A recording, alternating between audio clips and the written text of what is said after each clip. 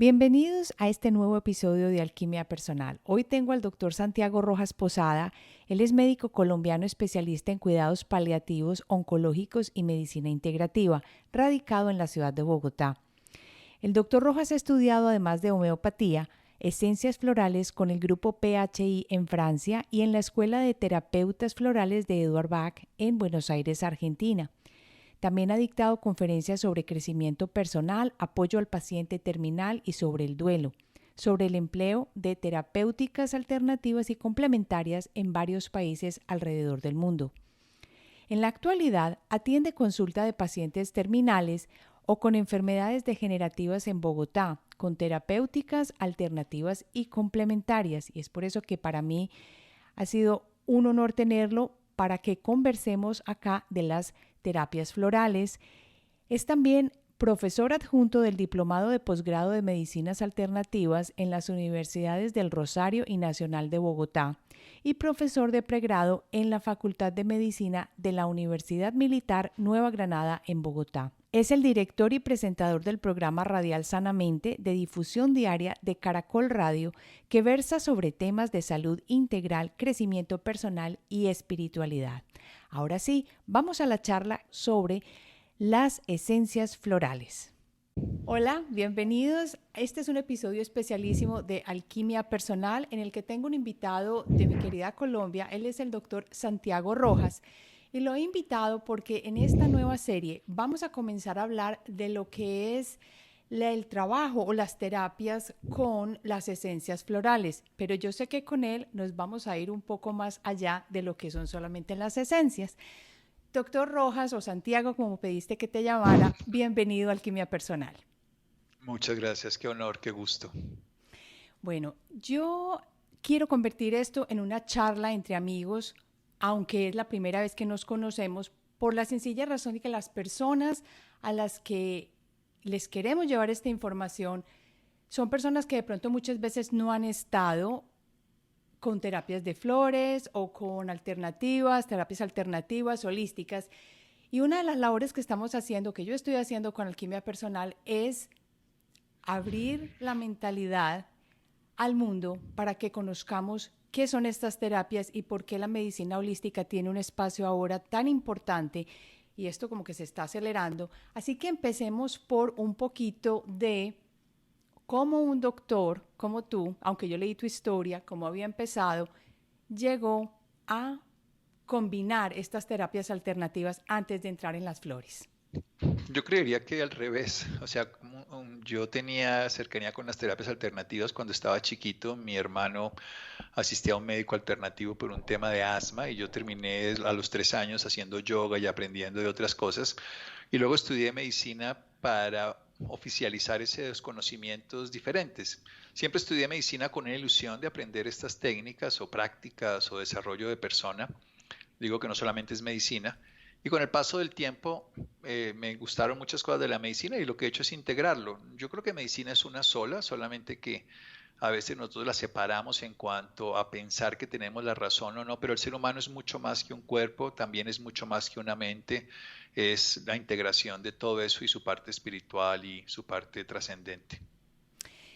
Con lo que acabas de decir, entonces, uno podría pensar que la nueva medicina va a tener que incorporar otras cosas muy distintas a las que estábamos acostumbrados normalmente en un currículo de medicina tradicional. Y ese cambio ya se está viendo porque, pues, tú eres profesor en una de estas tipos de diferente de medicina alternativa. ¿Por qué está sucediendo este cambio? ¿Estamos listos o están los médicos llevando esto y se están dando cuenta que hay esa necesidad? ¿Qué está pasando? Yo creo que siempre la batuta la lleva es el paciente. El paciente es el que busca, el que pide, el que no encuentra, el que exige en una forma de sus necesidades y nos hace a los médicos buscarnos. Yo creo que el objetivo del mismo médico que haga lo que haga es el mismo, en el sentido de que queremos que el paciente esté mejor. El arte más sagrado de la medicina es curar en algunas veces, acompañar siempre, aliviar a menudo, y esto es lo que podemos buscar. Ahora, la medicina ha ido evolucionando y ha ido entendiendo otros conceptos que antes eran inexistentes. Ha ido validando conceptos que son empíricos de Oriente, pero desarrollados por la ciencia de Occidente. Un ejemplo, Nosotros hablamos de órganos separados. El riñón está en una parte del abdomen, el hígado está en la cavidad aquí derecha, el tórax tiene al pulmón y al corazón. Pero hoy en día estamos hablando de órganos ubicuitarios. ¿Eso qué quiere decir? Que está en todo el cuerpo. Y eso es por ejemplo, el intersticio es un órgano ubicuitario, aunque se sospechó en la década de los 80 y se estructuró como un órgano que es el intersticio, la Universidad de Nueva York ya lo valida como órgano desde la década pasada. ¿Qué quiere decir eso? Que estamos viendo una unidad, que el cuerpo tiene un órgano que está en todas partes y no solo está el cerebro en la cabeza o no solamente está el riñón en la cavidad abdominal. Cuando ya empezamos a ver así, entendemos una integralidad. Y cuando empezamos a ver relaciones, por ejemplo, de que el dolor crónico, el dolor emocional y el dolor físico tienen las mismas vías biológicas, entonces empezamos ya al hombre a integrarlo y a no separarlo de su mente. Y muy pronto, yo digo en esta década o en máximo 1 o 2, vamos a descubrir cosas que son intangibles para los ojos, pero no para la evidencia, como el alma, como el factor cohesivo y coherente que renueva todas las cosas, como el sentido existencial. Cuando eso descubramos, ya no habrá medicina esta o esta, va a haber una medicina integrativa desde cualquier punto de vista, que obviamente habrá cirujanos, ortopedistas, siempre habrá, como ocurre en la naturaleza, habrá aves que vuelan, peces que nadan, caminantes en la tierra, pero de todas maneras todos serán animales y en el ser humano tenemos que vernos como una unidad integradora donde todos los terapeutas trabajaremos sobre un todo que es mente, cuerpo y espíritu. Suena como que la necesitamos para ayer, al Pero menos. estará en el pronto mañana, no estará, no sé si nos toque porque la vida no la tenemos garantizada, sino en el instante que tenemos ahora, pero esta generación que existe la comprenderá y la utilizará y la desarrollará plenamente. Cuando estamos entonces hablando de estas oportunidades que se están presentando, como tener un doctor como tú que tiene de pronto esas dos partes, aunque sé que te estás especializando en personas que ya tienen unas enfermedades terminales, digamos, ¿cómo se puede beneficiar una persona que tiene una dolencia que no es grave, tan grave, de una medicina al mismo tiempo, pero teniendo que ir a dos diferentes médicos? ¿Vale la pena? ¿No vale la pena? ¿Cuándo puede una persona pensar o tomar esa vía de decir, bueno, sí, yo sé que me estoy ayudando, por ejemplo, para un problema de riñón, pero al mismo tiempo voy a ir con una persona que es holística también? Bien, yo creo que cuando no somos capaces de ver la totalidad, siempre confundimos el sistema de una manera que lo separamos del paciente. Lo vemos el sistema urinario separado de ese paciente y ese paciente separado de su alma, de su sociedad. Hay que verlo de manera integral. Eso no quiere decir que no haya que darle un tratamiento para el riñón, pero, por ejemplo, la medicina tradicional china dice que el temor es una emoción que afecta al riñón, que el riñón no solamente funciona para filtrar la sangre, sino que activa las médulas del cuerpo, como el sistema nervioso y en este caso la médula ósea también. Cuando podemos ver la integralidad basado en las filosofías, pero también en la ciencia moderna, donde entendemos que el riñón también tiene otro tipo de secreciones, que podemos manejar otras visiones, podemos entender al ser humano integral. Yo creo que un médico integrativo puede verte completamente ese proceso sin necesidad de separarte.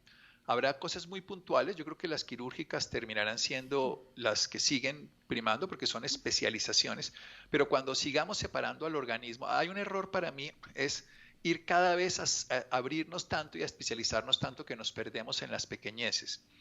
Vamos a poner un ejemplo. Si tú miras el factor común de todos los cánceres, sigue siendo por qué las células terminan haciendo un metabolismo específico de fermentación y no de oxidación. Y entonces ahorita la ciencia quiere encontrar un medicamento o dos para cada tipo de cáncer, que hay 300 variables, lo que va a hacer el ecosistema, o sea, y sobre todo el costo para el planeta muy alto. Si tú tienes tratamientos para puntos comunes, eres exitosa para el 95% de la población. Si solo tienes tratamientos cada vez más costoso para enfermedades, no para enfermos, diferentes, va a ser muy costoso porque son moléculas muy caras que están respaldadas por un gran proceso de investigación, pero también un laboratorio y mucho dinero. Y eso es lo que ocurre con el COVID, lo estamos viendo, que los países se están quebrando y no lo logran hacer para pagar esto. Y es un ejemplo de lo que puede pasar si nos vamos solamente a los puntos específicos de una cosa y no los puntos comunes. Y la humanidad debería buscar puntos comunes en todas las cosas. Digamos, un punto común es el hambre del planeta. Un punto común es la falta de solidaridad, un punto común son los conflictos. Si vamos a solucionar temas de humanidad, yo creo que el error está en que aún pensamos como comunidades, como grupos, como países. La pandemia nos puso cerca de pensar como humanidad, pero no lo logramos todavía. Quién sabe si ahora hay calentamiento global o otra cosa y nos ponga a pensar como humanidad. Ya que pensemos como humanidad, que las fronteras sean simplemente sitios por donde pasamos, pero no donde nos frenamos, donde pensamos como comunidad planetaria. En ese momento la evolución será diferente, porque no habrá esos países ricos con los países pobres, habrá compartir y correctas relaciones, habrá esa capacidad de integrar todos esos sentidos que tiene un país. Bueno, mira, yo soy un país rico en esto, yo te voy a dar esto y tú vamos a hacer un trueque en el buen sentido del término. Pero no es así. Y no lo es porque sigue habiendo intereses egoístas. Ese para mí es la enfermedad del planeta, un egoísmo y un separatismo. Ahí estoy totalmente de acuerdo contigo. Cuando entramos a temas un poquito más que no son tan comúnmente o que se hablan muy poco, eh, podemos pensar en que hay algo más allá, como lo estabas diciendo tú al principio, que no somos solamente carne y hueso, hay algo más allá que de pronto puede ser un común denominador de las enfermedades.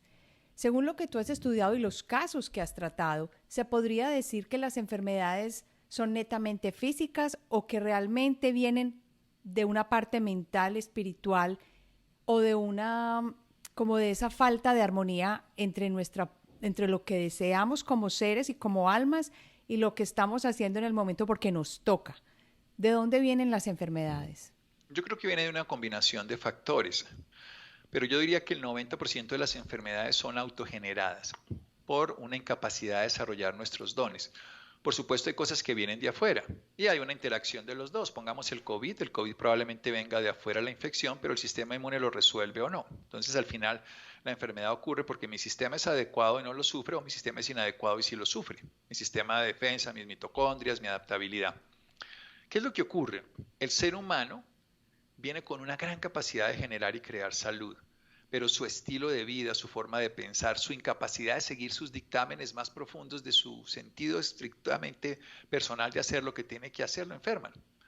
Lo vemos, por ejemplo, cuando las vacas les dieron allá en Inglaterra en la década de los 90, les dieron a comer una comida que no era vegetariana y se enfermaron, hicieron las enfermedades de las, que ustedes la conocen, la encefalitis espongiforme, que es las vacas locas. Ah, Esta enfermedad claro. ocurrió porque a un animal que no podía hacer algo le hicimos hacer algo. Que al ser humano le pasa eso, nos desconectamos del planeta, de los ciclos biológicos de la naturaleza, de los ritmos de vida, nos desconectamos de lo que somos, del amor, de las relaciones, y todo eso nos lo estamos pagando. Y además, para mí, hay una cosa que me gusta mucho. Tú me nombraste a Jorge Carvajal antes de la entrevista. Jorge Carvajal ha sido maestro de muchos de nosotros y él nos ha enseñado a pensar, no digo al revés, pero sí con otro lugar incluido. Por ejemplo, nosotros decimos, yo soy lo que me como. En realidad podemos decir, nosotros nos alimentamos por lo que somos. O sea, no es que terminemos siendo lo que comemos, sino que decidimos que alimentamos nuestro cuerpo y al final terminamos consumiendo eso que va a llevar a estructurar lo que somos. Entonces, ¿qué ocurre? El ser humano que se pierde de su sentido y proyecto personal empieza a tener enfermedades que son más bien maestras que nos hacen decir, a ver, dese cuenta que lo que está haciendo no va en relación con lo que usted podría hacer. Dese cuenta que está cargando muchas tensiones en su cuerpo, en su mente, en su vida, en su alimentación.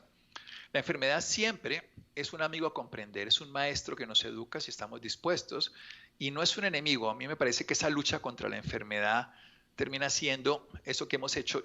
Nunca he visto que una guerra genere paz. Nunca he visto que una guerra en el Medio Oriente, en las guerrillas y paramilitarismo colombiano, las guerras, nunca genera paz, porque son conflictos sobre conflictos. Nuestra forma de ver la vida en este sistema, digamos, es crear salud, es propender porque las habilidades que tenga el cuerpo las desarrolle y las esencias de flores que aportan cualidades. Edward Bach, su desarrollador, descubridor en Inglaterra, demostró cómo cada flor tiene una cualidad y aportada al ser vivo. Es como si yo actualizo en este celular una app que la tengo la capacidad instalada en mi cuerpo y cuando llega esa información mi cuerpo la reproduce y entonces produce eso que la app puede tener en mi cuerpo. Eso es lo que hace la salud, dar activación de esto a través de las flores. Entonces, cuando empezaste a trabajar con las flores, ahora que ya sabemos que la enfermedad es como quien dice ese maestro, que lo vemos desde un punto de vista distinto y lo vamos a abrazar y a invitar a que sea más bien una llamada de atención en el camino. ¿Qué fue entonces lo que te llevó a trabajar con las flores, específicamente con las esencias florales? Que esa información cuántica se absorbe por el cuerpo y eso lo has visto a través de las diferentes consultas que haces. ¿Cómo has probado que eso sea cierto? Porque el doctor Bach lo hizo, pero él lo hizo de una manera muy intuitiva. Yo sigo creyendo que aún tenemos mucho intuitivo en la terapia floral. Yo llevo 35 años trabajándola, no me sorprende en el buen sentido del término, sino que disfruto cada vez que veo cosas, no me sorprende en el sentido que cada vez veo más cosas y digo, uy, qué maravilla que esto siga dándome esos regalos, pero aún seguimos teniendo un eslabón perdido, no sabemos muy bien qué pasa. Entendemos lo básico, es un programa armónico, una cualidad de una flor que tú la activas cuando la recibes. Y esa cualidad, nosotros podemos tener oscuridad y tratar de sacarla o encender la luz. La flor enciende la luz de tu conciencia, te hace ver con claridad y tomar distancia de esa percepción inadecuada que te genera el conflicto. Toda la base de la filosofía de Bach se resuelve con la frase conflicto. O sea, hay que retirar los conflictos. ¿Y qué es un conflicto? Es cuando tú no sigues el dictamen de tu vida, cuando te traicionas a ti mismo. Y uno tiene conflicto por dos razones. Porque desde mi perspectiva las cosas no son como yo quiero que sean o porque yo no actúo como yo quisiera actuar. Entonces no dije esto, le dije esto. Pero en últimas, y yo lo veo más sucinto de una sola frase, y es, yo tengo conflictos cuando no quiero sentir lo que estoy sintiendo. Si yo me permito sentir lo que estoy sintiendo, si estoy en duelo y lloro, no estoy enfermándome. Pero si no quiero sentirme mal, me voy a sentir peor. Si no quiero pensar en un teléfono verde, pienso en ese teléfono aunque no lo quiera. Si yo no quiero sentir y experimentar lo que estoy experimentando, hago una cantidad de sistemas reactivos en mi cuerpo, de lucha por la supervivencia, que me agotan, me enferman, alteran el sistema inmune. Salir de los conflictos para Bach es reponer el orden. A mí siempre me ha gustado usar esta frase que es muy simple y es, cuando tú tienes una máquina, este celular, marca lo que sea, es mejor ir a donde el fabricante que ir donde el mecánico. El mecánico te puede poner unas piezas que no son originales, medicamentos, pasa con el cuerpo, los médicos hacemos eso. ¿Quién es el fabricante? Tu conciencia y la naturaleza. Entonces, si tú puedes ir a ella con métodos que te permitan que esa naturaleza actúe en ti, tú restauras el orden perdido. Muy interesante, porque definitivamente, bueno, aunque no esté la prueba, uno sí puede sentir diferencia. Entonces, aquí vamos a, de nuevo otra vez. ¿Eso será efecto placebo o será que realmente uno lo lee? Porque ya tenemos la cantidad de estudios y no científicos, pero que está haciendo, por ejemplo, Joe Dispenza aquí en los Estados Unidos, donde él con sus diferentes prácticas hace que las personas realmente cambien esa mentalidad, se conecten con algo más o, como él dice, hacen los cambios con relación a la glándula pineal y lo que sucede es que tú generas, liberas esa energía, el campo electromagnético varía y tú creas esa realidad que quieres crear, ya si sea una experiencia mística, ya si sea una curación, lo que sea. Cuando tú hablas de las flores de Bach, yo quiero que me cuentes cómo ha sido esta experiencia usando las flores con pacientes terminales. Las flores de Bach no curan el cáncer, el paciente terminal va a fallecer. Hoy tuve la llamada de una paciente que estuvo moribunda, un cáncer terminal y lleva 15 años curada y ella me llamó desde Estados Unidos casualmente. Pero son anécdotas, anécdotas bonitas, pero no son la norma. La norma es que yo trabajo con enfermos terminales que mueren, pero no porque mueran, no fue especial, porque los acompañamos a una vida mucho más plena y a mí me parece que esto es muy importante, a transformar el entorno. Porque al lado de un lecho de muerte muchas personas se reconcilian con la vida. A un lado del lecho de muerte se dan cuenta que lo que tiene sentido en cuenta es la certeza de los amores vividos. Al lado de un lecho de muerte nos damos cuenta de lo efímero que es la existencia, que es un viaje corto y que perdemos esa posibilidad de disfrutar nuestra cotidianidad. Así que no es anecdótico. ¿Y qué hacen las flores? Son conciencia. Cuando tú dices que se actúan por su gestión, yo diría que es su gestión. O sea, tienen su propia gestión que hacen que tú disfrutes la vida que tienes. Para Bach, el concepto de salud es felicidad. es la individualidad y la libertad. La individualidad de desarrollar tus dones y la libertad de permitir que otros lo desarrollen. Si tú logras hacer eso, así sea en el lecho de muerte, y si logras influir en los que están al lado, estás cambiando el sentido de la vida. A veces las personas somos, insisto, muy dados a pensar como individuos y hay que pensar como humanidad. Hay que pensar que somos una humanidad una, porque yo te digo, en 150 años, ninguno de los que estamos aquí probablemente estemos vivos. Y los que estuvieron hace 200 años tampoco lo están ahora. Entonces, no es un tema de tiempo, ni es un tema de supervivencia como individuos, sino es un tema de transformación de la humanidad. Y yo creo que las flores se ayudan en eso, porque vienen de la naturaleza y las flores de la naturaleza tienen muchos atributos que nosotros podemos descubrir. A mí me sorprenden, en el sentido que ya no me sorprenden ahora por todo lo que logran, pero me sorprende cómo algo que el ser humano no se da cuenta de esa belleza, de esa transformación permanente que hace la naturaleza adaptativa, de lo que nos muestra todos los días cuando uno se pone a mirar. Ahí sí que hay investigaciones de, por ejemplo, los 18 sentidos que Stefano Mancuso descubre en las plantas, de toda la vida que hay. Ellos son más evolucionadas que nosotros, tienen más genes, trabajan en red, viven pensando en el ecosistema, se integran entre ellas. Los humanos no, los humanos somos los de aquí y los de allá, los de este color, los de este color, los de esta cultura, los de esta cultura, los de esta religión, los de este equipo, los de este equipo. Y terminamos no pensando como humanidad. Y somos una humanidad. Si algún día pensamos como humanidad, bienvenido. Un paciente terminal, esa es mi experiencia, que despierta en un lecho de muerte, descubre su humanidad. Nosotros, yo siempre he dicho, lo único que nosotros deberíamos aspirar es a ser seres humanos. Y cuando nos muramos, a seguir siendo seres. Quitamos lo humano. Eso es todo. Parece poco, es muchísimo. Yo creo que un águila no quiere ser un pez, porque se ahogaría nadando. Ni un pez quiere caminar como podría hacerlo pues cualquier 100 pies, para decirlo de esa manera, porque se asfixiaría. Pero el ser humano no quiere ser humano. Cuando decide ser humano es que despierta, y eso es lo que hacen los grandes seres. Los seres que han sido iluminadores del planeta solamente han despertado a ser lo que ya son, seres humanos. Muy interesante. Yo creo que no lo había visto desde ese punto de vista de ser precisamente lo que estás invitando a decir es sea un ser humano. Yo creo que ahí también tiene mucho que ver la parte que entra en conflicto para muchos y es, bueno, yo puedo ser un ser humano como lo fue Cristo, como lo fue Buda o u otros iluminados, pero ¿de qué voy a vivir? Y yo creo que es que ahí viene el traspiés tan grande que todo el mundo Pero yo creo tiene. que, no, pero hay una cosa que es muy simple. A ver, A ver, cuéntamela. yo lo divido en dos cosas que son muy claras. Una es la vida y otro es el ambiente de la vida. La vida no es creación humana. Entonces hay unas reglas, veámoslo desde este lugar. Hay unas reglas que son de la vida y de la naturaleza. Y hay unas, y esas son creadas por la vida. El hombre no creó la vida. Antes del hombre estaba la vida, después del hombre estará la vida. La vida es cósmica, planetaria, es naturaleza. Pero hay cosas que creó el humano. Y en esas reglas humanas jugamos con esas reglas, como un deporte.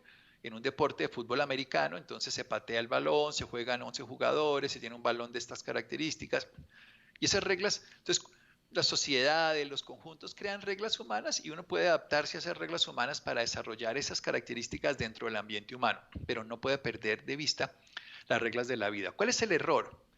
Tratar de con las reglas humanas manejar las reglas de la vida, que son cósmicas, trascendentes y todo. Entonces, si uno sabe que está jugando raqueta de tenis en un campo de tenis, bola de tenis, uniforme de tenis, le va a jugar muy bien. Pero eso no lo puede llevar al campo de fútbol americano, porque entonces no funciona. Entonces es muy bien diferenciar. Tú tienes cosas de las reglas de la vida y tienes ambiente de la vida. Las reglas de la vida es algo trascendente, espiritual, es integrador, es cósmico, es además humanidad. Y hay cosas que son de la humanidad, que son cosas que yo lo llamo ambiente de la vida y que son cotidianas. Y en esas nos podemos desarrollar los dones sin ningún problema. No son incompatibles, pero no los podemos ver desde la misma óptica, porque no funcionan en la misma dirección. Y lo que sí es claro es que la vida incluye al ambiente vida, pero el ambiente vida no comprende a la vida. No la comprende, porque la limita y la trata de estructurar de acuerdo a su creencia, cultura, filosofía. Ahí es donde se pierde. Mm. Cuando uno habla de las flores o las esencias, se me viene a la mente otro tipo de terapias que pueden existir. Y yo recuerdo cuando mi mamá me llevó pequeña al doctor Carvajal, que me ponía lo que yo decía, las piedritas de colores.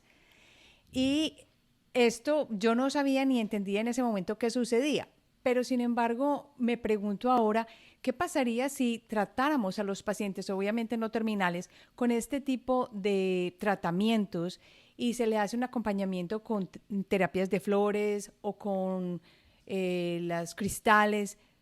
¿Tú crees que funcionaría? Además, trabajando en la parte mental. Yo creo que nosotros podemos trabajar una parte externa y una parte interna. El paciente tiene que hacer cosas muy sencillas como dormir, como alimentarse de comida real, como moverse, como desarrollar un proyecto. Y nosotros lo que podemos hacer es favorecer que lo logre, favorecer que se mueva mejor, favorecer que piense más sereno y pueda proyectarse en la vida, disponerle de conocimiento para que él pueda obtener recursos adecuados para alimentarse, o sea, los alimentos más saludables. Entonces creo que es un trabajo en equipo. La mayoría de yo creo que hay un problema que no entendemos desde una perspectiva muy simple. Yo soy autogenerador de mi vida, soy co-creador de todo lo que me pasa. Entonces, los de afuera me pueden ayudar, pero cuando nosotros determinamos que la felicidad viene de afuera, por ejemplo, que viene de mi esposa, o viene de mi equipo de fútbol, o viene de mi religión, o viene de mi Dios que está afuera, pues estoy perdiendo siempre la posibilidad de generarla internamente. Y lo mismo la salud, que la salud viene de un medicamento, de un suplemento, de un sanador. Sí es cierto que eso activa, pero siempre se produce desde adentro. O sea, la curación, la transformación es un proceso totalmente interno que el médico con flores, el médico con cuarzos, con cristales, con filtros, con láser, con muchas herramientas terapéuticas imanes puede estimular. De hecho, eso es lo que hacía la acupuntura. Hay un ejemplo que me gusta poner que es muy reciente para que se entienda, las vacunas. ¿Por qué a unas personas les funcionan las vacunas y a otras no? Y si las vacunas son iguales para todos, porque hay un ambiente interno en ese paciente que ese entrenamiento que le hace la vacuna al sistema inmune hace que esa respuesta inmunológica sea la que produzca la inmunidad frente a la enfermedad. Pero no es igual la respuesta inmunológica porque depende de cada paciente. El estímulo puede ser el mismo, como lo mismo pasa con el virus que mata a un grupo de personas específica, pequeño, activa a otros, enferma, y a otra gran cantidad no les hace nada. ¿Por qué? Porque depende del huésped, sigue siendo una respuesta individual de cada ser humano, que es igual en el área mental y en el área espiritual.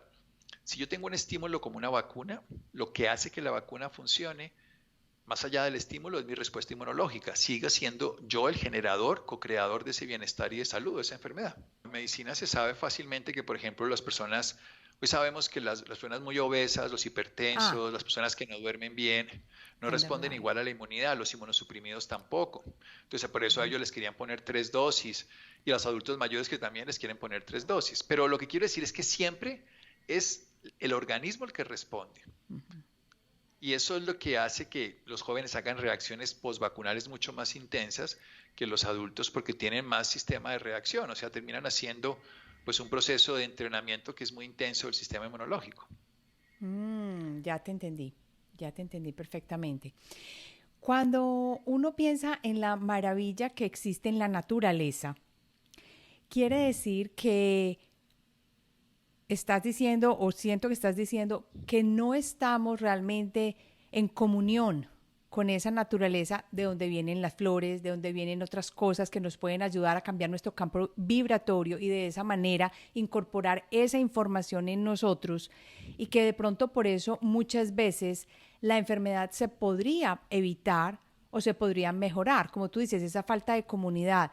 ¿Qué pasa de pronto, y aquí me estoy yendo a imaginar, si empezamos entonces nosotros como seres humanos a pedir un cambio en lo que nos están educando, en lo que estamos recibiendo, los padres se educan para entender que los hijos tienen el derecho a elegir qué es lo que van a hacer y no tienen que salir, por ejemplo, del colegio y ir a la universidad inmediatamente, porque eso es ir en contra de lo que ellos quisieran. O si una persona quiere decir vivir en el medio de la selva, poderlo hacer. ¿Tú crees que eso cambiaría completamente? Es una falta de educación, es una falta de compartir con el ambiente, la naturaleza, dejar a las otras personas cero. ¿Cómo cambiamos eso? ¿Qué podríamos hacer? Yo creo que obviamente las transformaciones tienen que ser en todas las áreas de la vida. A nivel de la educación, yo creo que hay una gran cantidad de conocimiento inoperante y sin sentido que nos obligan desde niños. Yo creo que los colegios se crearon para que los padres tuvieran otra oportunidad de ir a trabajar y generar, porque a uno, si, lo que, yo creo que si una civilización fuera avanzada, descubriría para qué eres buena. Entonces al águila no le harían clases de nado. Vamos a hablar sobre piscina. No, no, vamos a hablar sobre aire alto, alto, más alto. Y eso es lo que tienes que hacer, volar. Eso es lo que tú sabes hacer. Y eso desde niños nos podrían, obviamente no estamos todavía capacitados, pero podríamos estarlo. Y entonces tendríamos más Mozart y sería naturalmente que muchos Mozart harían eso. Y no pondríamos a Messi a que tapara, sino que fuera delantero, como fue, y si no estaríamos perdiendo a ese personaje. Entonces yo creo que el tema fundamental parte de algo que es un error, y es que los padres quieren que sus hijos sean lo que ellos quieren que ellos sean, y no descubrimos para qué son buenos. A mí me encanta la frase, y esto no es reciente, de Miguel Ángel, que decía que él descubría la piedra para encontrar la estatua que estaba allí, El la David. descubría, sí, pero la descubría, o sea, le quitaba lo que le sobraba. Y eso es lo que tenemos que hacer con un niño, descubrir para qué es bueno, para quitarle lo que le sobra, no llenarlo de conocimientos inoperantes, enseñarle cosas. A mí me parece muy común que a todo niño le queremos enseñar cosas y por experiencia lo que hay es que preguntarles. Hace, hace poquito una niña le contestó a un oncólogo aquí en Colombia sobre la muerte, que llegó el oncólogo a preguntarle y le dijo que qué opinaba y la chiquita le contestó sobre enfermedad. Dijo, mira, yo a veces me acuesto en la cama de mis papás y sin darme cuenta me despierto en la mía. Mis papás me pasan. Un día me voy a acostar en las camas de mi papá y me voy a despertar en el cielo. El otro papá me va a llevar hasta allá. Se lo contestó de esa manera ella. Y lo que ocurre es que nosotros queremos, cuando le queremos imponer a un hijo nuestras creencias, es para validar algo que no estamos seguros. Simplemente queremos que alguien más piense como nosotros. Si más piensan como nosotros nos sentimos más cómodos. Pero es mejor no tener ninguna creencia básica de la vida, sino descubrir lo que es la vida en cada momento. Y eso nos va a llevar a que descubramos qué es y quién es cada persona en cada momento. Eso va a cambiar la educación. Yo soy muy optimista de lo que le va a pasar al mundo en unos años, pero todavía creo que nos falta un poquito de dificultad para lograrlo. Creo que todavía los sistemas están supeditados a ambientes egoístas y dirigidos que no nos permiten desarrollar unos dones donde el interés común prime sobre el interés particular. Muy bien. Volviendo a las flores de Bach, ¿cuáles serían de pronto los casos en los que recomendarías un uso de flores de Bach para una persona para acompañarlo que no sea terminal? ¿Qué crees tú? Lo que hacía Bach cuando empezó con su terapia y tuvo más de 5.000 pacientes era buscar los conflictos humanos, el dolor, el miedo, la culpa, la ansiedad, la rabia, que se manifiestan luego como conflictos en la biología y enfermedades. Entonces, cualquier persona que tenga un dolor emocional por pérdida, por ansiedad, por culpa, por sobreesfuerzo emocional y mental, las esencias funcionan muy bien a nivel emocional y mental. Lo que aporta son cualidades para que tú resuelvas, te dan los argumentos para que resuelvas el conflicto que tienes. Lo interesante es que las personas no se dan cuenta que están sufriendo por esa razón. O sea, puede Claro. que muchas veces estén y que no, o que no vayan ni donde el psicólogo y no sepan por qué se les está presentando ese problema, pero entonces es ahí donde llega quién entonces ayudarles, porque es que falta, yo creo que lo que dijiste al principio, falta un conocimiento de quiénes somos y cómo operamos no físicamente, pero qué somos verdaderamente, porque no nos conocemos. Entonces, ¿qué puede hacer una persona inicialmente que está sintiendo una molestia, por ejemplo, en una muñeca? Y muchas personas podrían decirle, no, es que infíltrese, hágase una infiltración y eso se le va a mejorar. Y resulta que la persona no puede manejar la situación en la casa, supongamos. Entonces, ¿cómo podemos nosotros ayudar a este tipo de personas y decirles, bueno, en este momento sería un acompañamiento entonces con las flores de Bach lo que de pronto le podría ayudar? Pero también Bach decía una cosa, decía, si la persona no está de pronto tan consciente o no quiere, pues no tiene esa intención de curarse, puede que no le sirva. Entonces, ¿cómo llegamos nosotros a ayudarle a una persona con las flores de Bach entonces? A ver, hay Tien- personas que van a obtener una ganancia secundaria, digámoslo de esa manera, con su patología. y mejorarse. Yo recuerdo varios casos, por ejemplo, una madre que yo le doy a chicoria y me dice, esas gotas no me gustan porque cuando yo intento hacer estas cosas no las puedo hacer y a mí no me parece bien, como manipular a sus hijos a través de dolor o sufrimiento. Entonces hay un grupo de personas que no les gusta porque dicen, esto que era mi arma secreta para poder obtener mis ganancias secundarias me la están arrebatando las gotas. Entonces, pues obviamente no se vuelve interesante para ellas. Claro, definitivamente, pero sí existe entonces esa necesidad de definitivamente enseñarnos más o aprender más quiénes somos, cómo funcionamos. Y yo creo que eso viene de los padres también. Mientras más empecemos a abrir la mente y a estar en contacto con quiénes somos, entonces esto nos va a ayudar mucho más. Si fueran otras metodologías para ayudarle a las personas que no tengan problemas terminales, ¿qué recomendarías? ¿Qué otro tipo de terapias que sean naturales o que se puedan utilizar al mismo tiempo con las esencias de Bach o con Yo las creo que flores? sí, cualquier terapia se puede asociar a lo de Bach. Mis pacientes son tratados con múltiples terapias. Pero vayamos a lo esencial. Usemos el cuerpo de manera adecuada. La salud es la vida sucediendo bien y el cuerpo se logra sanar cuando lo usamos para lo que está hecho. Si yo este móvil, celular, lo uso para clavar puntillas, pues lo voy a dañar, pero si lo uso para comunicarme me va a funcionar. Entonces los órganos del cuerpo, el sistema, y si nosotros empezamos a reconocer los horarios de comida, el tipo de alimentación, el descansar en la noche, la luz del día, la oscuridad en la noche, y empezamos a reprogramar nuestro cuerpo con la naturaleza, tenemos la mejor medicina porque estamos en síntesis con lo que la naturaleza necesita. A mí me gusta utilizar esa resincronización con la naturaleza biológica, la que me dio este cuerpo, pero también con la reconciliación con la cósmica, la espiritual. Entonces la meditación, el yoga, la oración, la reflexión, me conectan con un sentido trascendente. Esas dos realidades, eso lo podría uno resumir en esta frase, una honestidad de la mente, que es uno verse tal cual como er y ser coherente, una sinceridad del espíritu, que es que nosotros podamos desde una perspectiva ser auténticos y un desapego de toda una cantidad de cosas que la vida hoy le dimos como la importancia. A mí la pandemia me pareció muy bella en un sentido, y es que la humanidad empezó a pensar como humanidad, pero después se perdió. La humanidad empezó a valorar lo que era esencial, pero luego se le olvidó. Empezó a descubrir que las relaciones humanas son lo que le da sentido a la existencia, que la comunión afectiva es lo que le da gozo, pero después se le olvidó. Pero por lo menos tuvimos un esbozo de darnos cuenta de que el dolor nos puede transformar, de que el dolor tiene su recompensa de luz y de amor y que podemos darle sentido a cada una de las dificultades. Entonces, cualquier terapia que te permita desarrollar tus dones como ser humano integral, bienvenida con las flores. Nutrición, yoga, ejercicio, contacto con la naturaleza, grounding, earthing, como tú lo quieras poner, eso significaría lo mismo para el ser humano, desarrollar tus dones. Aquí voy a preguntar algo personal. ¿Qué hace el doctor Rojas para alimentar esa conexión con la naturaleza, para volver a sí mismo? ¿Qué rutina mantienes? ¿Qué haces? ¿Qué te Yo vivo en el funciona? campo, yo vivo en el campo, me despierto cuando empieza la luz y salgo a caminar descalzo, a conectarme con la naturaleza todos los días.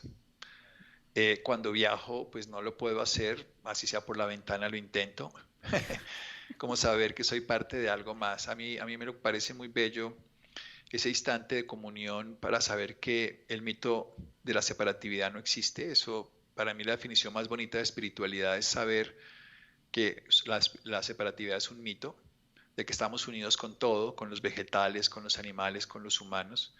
Cuando ya estoy allí y hago ejercicio de alguna manera física, movimiento y todo, entonces hago una reflexión, como una prospección para mi día, luego me vengo al trabajo, más adelante desayuno, no me gusta desayunar muy temprano, todo lo contrario, prefiero que tenga hambre, si no tengo hambre no como. Decidí que si no tengo hambre no como, porque si mi cuerpo no tiene hambre es porque no necesita comer. Cuando tengo hambre como y cuando me siento lleno paro. Entonces así le respeto al cuerpo sus señales, le reconozco sus antojos versus sus necesidades. Cuando algo es apremiante es un antojo, las necesidades para el cuerpo, salvo respirar y defecar y orinar, que son inminentes, generalmente son profundamente claras en que nos las va mostrando paso a paso y nos va diciendo con tranquilidad. En cambio, la mente se llena de necesidades que son falsas, de que me llame ella, de que me pongan este like, de que me quieran, de que me aprueben. Esas son necesidades falsas. Entonces la mente turbia al cuerpo y lo llena a estados de incapacidad falsa. Cuando uno empieza a conocer su cuerpo, entonces empieza a seguirlo. Y para mí es importante conocer mi cuerpo y mi mente y verlos. Que no soy el cuerpo aunque lo uso, ni soy la mente aunque la use. Y descubrir que están ahí. Descubrir que mi mente me dice bobadas y yo la escucho. Descubrir que mi cuerpo me cuenta cosas y yo lo atiendo. Pero que termino de alguna manera decidiendo qué hacer sobre ellos para que este cuerpo y esta mente funcionen de mi parte y no funcionen contra mí. Lo que no tiene sentido es que mi mente funcione contra mí y mi cuerpo funcione contra mí. Eso es lo que es enfermedad muchas veces, hasta que uno descubre que puede ser partner de su cuerpo y de su mente y no enemigo de ellas. Parece que tienes mucho tiempo en este camino y porque lo entiendes y lo explicas muy claro. ¿Qué pasa con las personas que apenas están empezando en este camino? Porque yo recibo muchos emails diciendo, Marcela, ¿cómo es posible? Es que eso mismo lo viví yo y yo nunca lo había escuchado y yo siempre me lo callaba. ¿Qué le recomendarías a una persona que tiene que vivir una vida normal? Es decir, el 9 a 5, que creo que es el 8 a 6 en Colombia, y que tiene una familia y que tiene responsabilidades. ¿Cuándo va a ser esta persona alguna cosa o qué sería lo más fácil para ellos comenzar en este camino de apertura, de conocerse a sí mismos y de escuchar su cuerpo? Yo creo que hay una cosa que es el camino más importante. Hay dos palabras que resumen todo inicio del camino. Se llaman claridad y responsabilidad. Cuando empezamos a hacer claridad de quiénes somos, de qué queremos, de lo que buscamos, con claridad iluminemos mi vida de tal manera en que yo vea las cosas como son, no como me hubiera gustado. Y empiezo a separar lo que los demás hubieran querido de mí. Es que mi mamá quería que yo fuera así, mi papá, mi esposo, mi esposa, mi hijo. Cuando tengo la claridad de tal las cosas, empiezo a ser responsable y asumo la responsabilidad de todo lo que me pasa. No quiero decir que sea culpable de lo que me pasa, pero sí responsable. ¿Qué significa responsable? Habilidad para dar respuesta. Responsabilidad. Entonces me hago responsable de mi salud, me hago responsable de mi bienestar y empiezo a crear el ambiente de vida que quiero crear. Entonces eso puede llegar a esta persona que en 1 año, 2 años se salga de ese trabajo que simplemente lo ha hecho para satisfacer los deseos insatisfechos de sus papás que le dijeron que tenía que ser arquitecto, abogada o lo que fuera, pero no está siguiendo los dictámenes de su conciencia. De su alma, diría yo, no está siguiendo a su alma, que le está llamando. Pues bueno, es que en esas me cuento yo. Muchas veces viví así, mucho tiempo viví así, y me di cuenta que esa no era la manera, pero sí tienes razón en ese sentido. Yo creo que tendría que empezar un espacio sencillo donde ella pudiera o donde él pudiera conectarse consigo mismo, minutos de silencio. Lo que haces tú, por ejemplo, que es caminar descalzo, que yo no lo puedo hacer aquí porque esto es puro cemento, pero caminar descalzo en la grama, algo tan simple como eso. Es que yo sentí la diferencia yendo un poquito de vacaciones. Yo dije, no, ¿qué es esta diferencia? Parecía como si me hubieran soltado un perrito enjaulado, como si lo hubieran soltado en la naturaleza, y uno siente el cambio en el cuerpo. Yo creo que es conocernos y empezar a entender cómo funcionamos, para que nos demos lo que cada uno quiere recibir. Ahora, para terminar, cuéntame, ¿qué te gustaría decirle a las personas que nos están escuchando acerca de la enfermedad y con qué granito de sabiduría los vas a dejar para que empiecen a trabajar en ellos mismos? No de manera yo tengo que trabajar, pero a reconectarse con ellos mismos. Volver a ver la enfermedad con otros ojos. Hemos creído siempre que el enemigo está afuera y paradójicamente destruimos nuestro cuerpo para sostener una hipótesis de pelea. En ninguna guerra hay ganadores, siempre perdedores, solo tienen beneficios los que venden los insumos de la guerra. Llámese fármacos o llámese drogas o llámese en este caso, si es una guerra de conflicto armado, pues armas y balas y estas cosas. Entonces, si uno se pone en un lugar diferente, a mí me gusta poner la enfermedad al lado y no al frente. Tú habitas en mí y yo soy co-creador de lo que ocurre. ¿Qué me puedo aprender? ¿Qué puedo hacer? Yo lo descubrí, pero no por inteligencia mía, sino por aprendizaje de pacientes. hubo un grupo de pacientes que se empezó a mejorar y yo recuerdo que yo iba al Instituto Nacional de Cancerología y veía pacientes que se curaban de cáncer y no se debían haber curado por las hipótesis del diagnóstico. Entonces a mí me llamó la atención y me puse a preguntarles qué habían hecho. Entonces todos decían pate vaca y cascabel, me comí chontaduro de no sé qué, y todos contaban algo externo. Pues yo decía que hay algo más. Entonces me puse a buscar pacientes que se habían mejorado y empecé a encontrar unas dinámicas muy diferentes. Y era que eran pacientes que habían hecho algo distinto. Primero habían dejado de conflictuarse con la enfermedad y habían encontrado, así sea por el chontaduro o por lo que fuera, que no importa que, o que no piensen ahora que es el chontaduro, habían encontrado que tenían un aliado dentro de ellos mismos, o sea, ya, porque muchos de ellos habían estado desahuciados, pero algo más interesante y es, empecé a encontrar como puntos comunes. Escuchaban su cuerpo, entonces empezaron a hacerse caso a sí mismo.